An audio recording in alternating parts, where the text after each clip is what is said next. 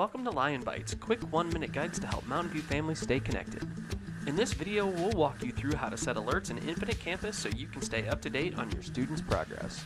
Start by logging into Infinite Campus. You can use the link on the screen or scan the QR code with another device to get to the login screen.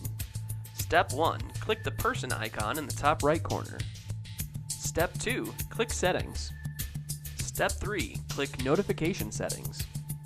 Step 4. Set your alerts. The big three you want to focus on are assignment is scored, grade is updated, and attendance is updated.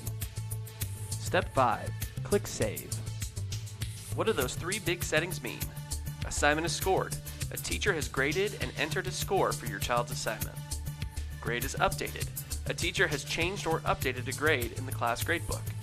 Attendance is updated. A teacher or the office has marked your child absent, tardy, or present.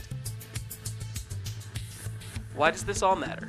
You'll know right away when a teacher enters grades or marks attendance. Families can celebrate success quickly or step in early if concern appears.